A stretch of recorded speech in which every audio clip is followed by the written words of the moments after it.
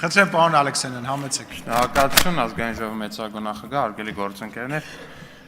սիրելի Հայաստան դաշինք։ Հարգելի գործընկերներ, ես ճիշտ եմ հասկանում, որ դուք քաղաքականությունից դուրս եկեք, ձեզ ասել են դուք դուրս եկեք քաղաքականությունից։ Խեմ ես հարց տալիս, որովհետև իմ մոտ այս տպավորությունը առնվազն, որ դուք քաղաքականությունից դուրս եք եկել, ձեզ հրահանգել են, ասել են դուք դուրս եկեք քաղաքականությունից, հիմա քաղաքականությամբ զբաղվում է ռուս օլիգարխիկ կուսակցությունը, ըստ երևույթին գնահատելով ձեր անցողիկ շեմը հաղթահարելու շատ ցածր շանսերը, որովհետև առնվազն ձեր քաղաքական պասիվությունը տեղից մի ընդհատեք։ Առավել եւս ուրեմն մի խոսեք տեղից, երբ որ ես այս տեղից խոսում եմ, խոսելու բան ունեք, գնացեք ուրիշ տեղերից։ Ես կորոշեմ ինչ մասին եմ խոսում։ Դուք չեք կարող որոշեք, ես ինչի մասին նախազգուշացում ձեզ։ Կգնաք Ռոբերտ Քոչյանին, կասեք ինչի մասին ինքը խոսա։ Պարոն Ալեքսանյանի րոպեները վերականգնեք, խնդրում։ Նորից, խնդրեմ, պարոն Ալեքսանյան։ Շնորհակալություն։ Հարգելի գործընկերներ, իմ մոտ տպավորություն դուք դուրս եք եկել քաղաքականությունից։ Եթե դուք դուրս չեք եկել քաղաքականությունից, ասեք դրա մասին մենք իմանանք, որովհետև ակնհայտ է, որ անցողիկ շեմը հաղթահարելու ձեր շանսերը շատ ցածր են, ամբողջ տրամաբանությունը հուշում է, որ ձեզ ասել են դուք քաղաքականությունից դուրս եկեք, մի խոսեք, մի երևացեք, դուք ընդդիմադիր դաշտի ռեյտինգ եք իջացնում, ձեր փոխարեն հիմա ձեր մյուս թևը պետք է զբաղվի քաղաքականությամբ ռուս օլիգարխի կուսակցությունը, ռուսական օլիգարխի կուսակցություն։ Եթե այդպես է, ասեք իմանանք, եթե այդպես չի, էլի ասեք իմանանք, բայց բոլոր փաստերը առնվազն տանում են նրան, որ այդպես է եղել, այդպիսի որոշում է կայացվել, ձեզ էլ ասվել է, դե դուք էլ կատարող մարդիկ չեք կարող չկատարել։ Շնորհակալություն։ Քաղաքացիական պայմանագիր խմբակցության անունից ելույթ կունենա խմբակցության ղեկավարը Հայկ Կոնջորյանը, համեցեք։ Այ սա լավագույնս ցուցադրում է Հայաստան բանը Արծիկ Մինասյանն ասում էր դուք խոսում եք մի քաղաքական ուժի ծանրակշիռ քաղաքական ուժի մասին քաղաքական դաշտի հեսա ձեր ծանրակշռությունը հիմա ձեր կշիռը էս աթոռների վրա մի քանի վայրկյան առաջ եւ հիմա կտրուկ տարբերվում է դուք նույնիսկ ձեր աթոռների վրա ձեր կշիռը չեք կարողանում պահպանել քաղաքական դաշտում դուք ձեր կշիռը ոնց եք պահելու սա ինչի մասին է խոսում Մի քանի օր առաջ իրանք ինչ էին ասում էին, բան եկել էին քննիչ հանձնաժողովից էին խոսում։ Նույն բանն է, քննիչ հանձնաժողովին չեն մասնակցել աշխատանքներին։ Հետո եկել են, ասում են քննիչ հանձնաժողովի զեկույցը բա ուր է։ Հիմա եկել են այստեղ կամ խորհրդի նիստին։ Այս հարցի քննարկման վերաբերյալ բովանդակային դատողություններ են անում, բայց հարցի բովանդակային քննարկմանը չեն մասնակցում։ Սա ինչի մասին է խոսում է այն բանի մասին, որ իրանք հիանալի գիտեն Հայաստան խմբակցությունը, պատիվնում է իդեպ այստեղ է, խիզախաբար մարդիկ մնացել են իհարկե գնալու են, ոչ չեն գալու այստեղ հարցեր տան իդեպ, որովհետև իրանք խմբակցությունից բանը, դիտորդական առաքելությունից ենք խոսում, եթե ճիշտ եմ հիշում, պատիվում են դաշինքի ներկայացուցիչներն են, չէ՞, ընտրակաշառքի վրա բռնվել էին, նաև դատանի օրինական ուժի մեջ մտած վճռել կա։ Իմ համար պատիվ ունեմ եւ Հայաստան դաշինքը նույնն է, այսինքն խոսքը ընդդիմության մասին է, նույն մարդկանց մասին է։ Եկել են դիտորդական առաքելությունից են խոսում, բայց իրանք ընդդիմություն լինելով ընտրակաշառքի վրա բռնվել են, դատանի օրինական վճռել կա։ Դրա համար էլ չեն մասնակցում բովանդակային քննարկմանը, որովհետեւ որ մասնակցեին, այս փաստարկները լսելու էին, չէ՞, այս փաստարկները երևալու էր, չէ՞։ Դրա համար էլ թողեցին գնացին։ Սա իրենց համար բնականաբար լավագույն սեփական գործունեության ամենավառ ապացույցն է, որ գալիս են խորհրդի նիստին փակ առանց տեսախցիկների խորհրդի նիստին բան են անում, սուր են ճոճում, հետո այստեղ բան, էլի նույն խիզախությամբ սուրը դնում են պատյանում եւ վազելով փախնում են։ Հեսա դուք եք։ Շնորհակալություն։ Ռեժիմի անունից կխոսի Արման Եղոյանը, համեցեք։ Շնորհակալություն, նախ ես ուզում տեղյակ պահել մեր հայրենակիցներին, որ այս 4.5 տարվա մեջ այսօր մենք երևի թե 3-րդ կամ 4-րդ անգամն էր, որ խորհրդի նիստում տեսանք խորհրդի ընդդիմադիր անդամներին, այսինքն տեսանք ֆիզիկապես էլի, որտեղ սովորաբար չեն գալիս իրենք խորհրդի նիստերին, սա ուղղակի գիտություն եւ իրենց ընտրողներին եւ ընդհանրապես բոլոր ընտրողներին։ Երկրորդ, պարոն Մինասյան, դուք դիտորդական կազմակերպություն ունեք, դուք ներկայացնում եք դիտորդական կազմակերպություն, որևէ դիտորդական կազմակերպություն ձեզ ներկայացնում է, չէ, այս հարցի ճիշտ պատասխանը պիտի լինի չէ, բայց ինչ խնդիր կա, քննարկում ենք բովանդակային հարց, եկեք մի տարի առաջ, կես տարի առաջ, Ժմիգը սենց ասեց, Վենետիկի հանձնաժողովը նենց ասեց, եթե փոփոխությունը վատն է, եկեք ասեք վատ փոփոխություն է, Դա լավն է, ասեք լավ փոփոխություն է։ Դուք այստեղ, այսինքն, իսկ եթե դուք ունեք դիտորդական կազմակերպություն կամ այդպիսի ներկայացող քաղաքական հասարակական կազմակերպություն, որը մտնում է ընտրատեղամասերում եւ քաղաքական քարոզչություն է անում կամ խանգարում է կամ այսօր տենց էլ ասեք։ Եթե չէ, դուք քաղաքական ու չեք, դուք ինչ գործ ունեք դիտորդական կազմակերպության տեղը խոսակ կամ նրանց ձայնը այստեղ բարձրացնեք։ Այսքան եթե ունեք, տենց էլ ասեք։ Շնորհակալ։ Շնորհակալություն, հարգելի գործընկերներ, սիրելի մեզ հետևող հայրենակիցներ, ընդդիմության այս հարցի վերաբերյալ բարձրացած աղմուկի ֆոնին կարծում եմ, որ պետք է մի փոքր հստակեցվի, թե ինչ է քննարկվում եւ ինչ տեղի ունեցավ։ Ըստ էության քննարկվում է մի օրենքի նախագիծ, որով խափանվում է դիտորդական առաքելությունների անվան քողի ներքո քաղաքական միավորների մուտքը ընտրատեղամասեր, որտեղ վերջիններս ենթադրաբար ոչ թե ընտրական գործընթացների վերահսկողություն պետք է իրականացնեն, այլ քաղաքական ուղղորդումներ եւ այլ։ Եվ ահա այս պարզ նախագծի քննարկման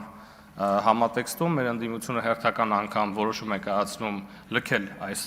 դահլիճը եւ ինչն է տարօրինակ եւ զարմանալի, երբ պարոն Մինասյանը մոտենում է այս ամբիոնին, սկզբում ասում են, որ մենք դեմ ենք, որ արտահերթ կարգով այս հարցը քննարկվի, քիչ անց ես կմոտենամ այս ամբիոնից եւ կներկայացնեմ, թե բովանդակային ինչի հետ խնդիր ունենք։ 2 րոպե մոտավորապես հետո մոտենում է այս ամբիոնին եւ որևէ բովանդակային անրադարձ քննարկվող հարցին չի ներկայացնում, ընդհանրապես ասում է մոտավորապես հետեւյալը, որ սա մի նախագիծ է, որով մենք, այսինքն մեր իշխանությունը պատրաստվում է ընտրակեղծիքները հետագա մեր կողմից կազմակերպել եւ այդ ընտրակեղծիքները օրինականացնել, մի ընդդիմություն, որը երբևէ մեր կողմից կազմակերպված որևէ ընտրություն, եթե չեմ սխալվում, չի վիճարկել, խոսում է սրա մասին եւ հեռանում է։ Ես կարծում եմ, որ սա կարելի է բնութագրել, այս քայլը որպես հեռացող ընդդիմության մանիֆեստ եւ խորհուրդ եմ տալի եւ կոչ եմ անում մեր ընդդիմությանը այլևս չվերադառնալ այս դահլիճ եւ մնալ հեռացած այս դահլիճից առհավետ։ Շնորհակալություն։ Շնորհակալություն, մեծարգո նախագահ, հարգելի գործընկերներ, պարոն փոխնախարար, մենք մի հետաքրքիր կազուսի առաջ ենք կանգնած, սիրելի ընկերներ, ելույթ չի վերաբերվելու թեմային։ Ուրեմն տեսեք ինչ իրավիճակ է։ Հայաստանի Հանրապետությունում փաստորեն կան մարդիկ, բոլորս էլ գիտենք, որ կան մարդիկ, ովքեր այս կամ այն առողջական խնդրի պատճառով կամ այս կամ այն առողջական խնդրի մասին փաստող տեղեկանքի բերումով չեն անցել զինվորական ծառայություն Հայաստանի Հանրապետության զինված ուժերում։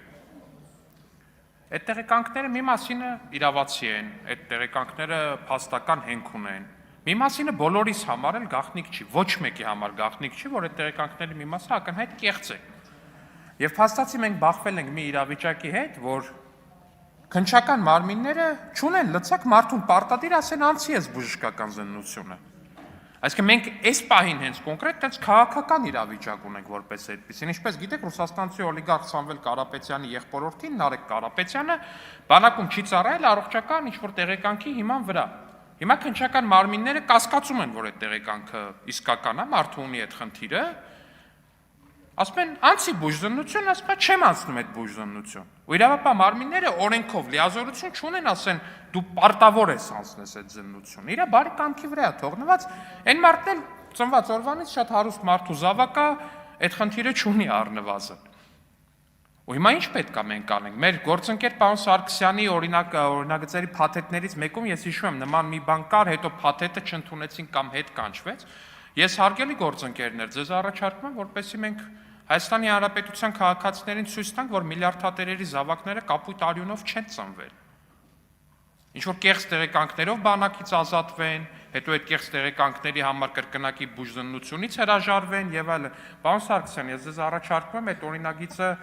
կամ դուք բերեք, կամ իրար հետ բերենք, չգիտեմ, ես պատրաստ եմ, վստահ եմ գործընկերներն էլ կմիանան, որովհետեւ ինչ որ արհամարական վերաբերմունք է էլի քաղաքացու հանդեպ։ Հա մենք միլիարդատիրոջ զավակներ ենք, չենք ծառայում։ 4 որդի ունեն Կարապետյան, Սամվել Կարապետյանն ու իր եղբայրը, 4-ից ոչ մեկ չի ծառայել, այն Սամվել Կարապետյանի փոքր որդին էլ փախած է զինվորական հաշվառումից։ Չի գնում զինվորական հաշվառման կանգնի, որ գնա բանակում ծառայի։ Շնորհակալություն։ Շնորհակալություն։ ազգային ժողովի մեծարգո նախագահ, հարգելի գործընկերներ, այսօր մենք տեղեկացանք, որ Ստոկհոլմի արբիտրաժային տրիբունալը ամբողջությամբ մերժել է հեծի գործով Կարապետյանների միջնորդության բոլոր պահանջները, եզրակացնելով, որ նրանց կողմից պահանջված ապահովման միջոցները հիմնավոր չեն։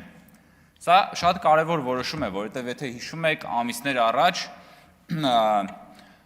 Տաշիր Սամոն եւ իր շրջապատը տենց մի փոթորիկ էին արել մեդիա դաշտում, որ այսա տեսեք, մենք կդիմենք արբիտրաժ եւ Հայաստանի կառավարության գործողությունները ապօրինի են, վարձել էին տարբեր տրամաչափի թանկարժեք կամ կիսաթանկարժեք փաստաբանների եւ փորձում էին ուրեմն այս գործընթացը, որը կառավարությունը մեկնարկել է, վիճեցնել եւ սա շատ կարեւոր արձանագրում է եւ պիտի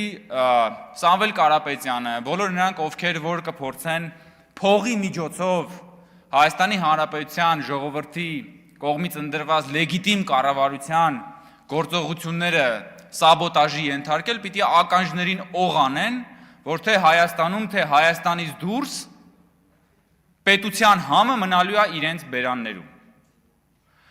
Եվ ես ուզում եմ ուղղակի հիշեցում անել, հա, այն հեծի այդ որ հիմա ասում են, հա, մենք լավ մենեջերներ ենք, մենք հեծը կառավարել ենք, այ մենք նույն ձև կարող ենք կառավարել երկիրը եւ փորձում են հեծի կառավարման իրենց տխրահրճակ փորձառությունը տեղափոխել պետության կառավարման վրա։ Ես ուզում եմ հիշեցնել հեծի կառավարման եւ հեծի նկատմամբ հոգացության իրենց ամենագլխավոր ֆրազը, որը հնչեց Սամվել Կարապետյանի կողմից, ով ասաց, որ թքած այդ հեծի վրա, ով թքած ուներ այդ հեծի վրա, այդ թվում նաև այն բաժանորդների վրա, որոնց նկատմամբ հեծը տարիներ շարունակ հավելագրումներ էր արել։ Ոնց կարելի է գնալ ու մարդկանց վրա, այդ թվում թոշակառուների վրա, տարիներ շարունակ հավելագրումներ անել այն մարդկանց վրա, ովքեր կոպեկ հաշվում են, որ ամեն ամսվա վերջում իրանց կոմունալները վճարեն, եւ հետո գալ եւ էժանագին պոպուլիզմով ասել այ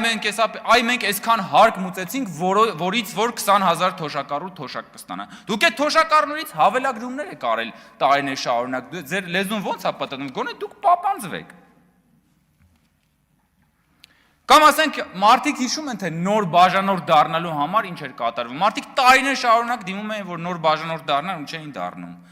Թե մենք հիշում ենք ինչ աստղաբաշխական գումարներ էին մարդկանցից պահանջում հեծում ուրեմն բաժանորդ դառնալու համար կառավարության կողմից նշանակված ժամանակավոր կառավարչի որոշումների արդյունքում շուտով էականորեն կնվազի նաև ուրեմն նոր բաժանորդ դառնալու սակագները։ Այս ամեն ինչը ինչի մասին է խոսում, որ Հայաստանի Հանրապետություն, ես խեմ հատկապես այս թեմայի վրա անդրադառնում, հարգելի գործընկերներ, որովհետև հիշում եք, որ 2024 թվականին քաղաքացիական պայմանագիր խմբակցությունը հեծի տխրահարճակ վիճակի վերաբերյալ աշխատանքային քննարկում արեց ազգային ժողովում, որտեղ որ մենք ըստ էության արձանագրեցինք հեծի կառավարման անփառունակ վիճակը։ Եվ դրանից հետո ըստ էության կառավարությունը, կառավարող մեծամասնությունը հեծի պետականացման հայտնի գործընթացը սկսվեց, եւ այդ գործընթացի ժամանակ բացահայտվեցին ու բացահայտվելու են նորանոր խայտառակ դրսևորումներ, որոնք որ մերկացնելու են Սամվել Կարապետյանի եւ իր շրջապատի անփառունակ կառավարումը հեծի մասով։ Եվ արբիտրաժի այս որոշումը չափազանց կարևոր հանգրվան է, որովհետև այն մարդիկ, ովքեր որ փորձում էին մեր հանրությանը մոլորեցնել, որ այ տեսեք, հիմա մենք միջազգային ատյաններում կգնանք, սա կանենք, նա կանենք եւ այլն, միջազգային ատյաններում եւս նրանք արժանացան համապատասխան գնահատականին։ Այս գործընթացը լինելու է շարունակական եւ բոլորը պատասխան են տալու իրենց արածների համար։ Շնորհակալություն։ Շնորհակալ եմ մեծարգո նախագահ։ Ինչ որ մեկը հաշվել է, Արծվիկ Մինասյանը քանի սուտ խոսեց իր 15 րոպեանոց ճեպազրույցում։ Ես առանձնացրեցի 3-ը, դա մոտավորապես ինչ է անում 12 սուտ ժամում արագություն Կարաբացի պարոն Մինասյանը։ Սուտ համար առաջին իհարկե դա շատ վայրկյանների կյանք ունեցավ, քանի որ այժմ նախագահը հրապարակեց այն դրվագը, որում խորհրդի քննարկումներ ընթանում, պարոն Մինասյանը պնդեց, որ մենք հաշվի չենք առնում Վենետիկի հանձնաժողովի կարծիքը, ավելին կամահրական խոսք է ասել այժմ նախագահը այդ առնչությամբ, մինչդեռ հրապարակումից ակնհայտ է դառնում, որ ազգային ժողովի նախագահը ասում է, որ ազգային ժողովի խորհուրդը բովանդակային քննարկում օրենքների չի իրականացնում, քանի որ այդտեղ չենք մենք եւ հետեւաբար խորհուրդը երրորդը ընդհանրապես հաստատում է օրակարգը, առաջարկում Վենետիկի հանձնաժողովի կարծիքի մասին խոսել այստեղից։ Բայց սա իհարկե ձեռնտու չէ ընդդիմությանը եւ նրանք ուրեմն ասուլիս են տալիս, որի ժամանակ ավելի ամբռնազբոսիկ կարող են շարունակել ստերի հաղթարշավը։ Երկրորդ սուտ Պարոն Մինասյանը ասում է, որ մեր օրինագծով, եթե քաղաքական թափանցիկության պահանջը կատարելուց հետո բացահայտվի, որ դիտորդական առաքելությունների ֆինանսավորումը գալիս է քաղաքական աղբյուրներից, նա ձևակերպում է այսպես, որ եթե մի հեռավոր կապ լինի ֆինանսական աջակցություն տված մարդու եւ քաղաքական ուժի միջև, ապա դիտորդական առաքելությունը կզրկվի հավատարմագրումից։ Սուտ ակնհայտորեն սուտ նա նույնիսկ օրինակ է բերում, որ ինքը կարող է փորձել հավատարմագրումից զրկման հիմքեր ստեղծել, անձամբ փոխանցում կատարելով մի որևէ դիտորդական առաքելության, օրինակ Դանիել Իովաննիսյանի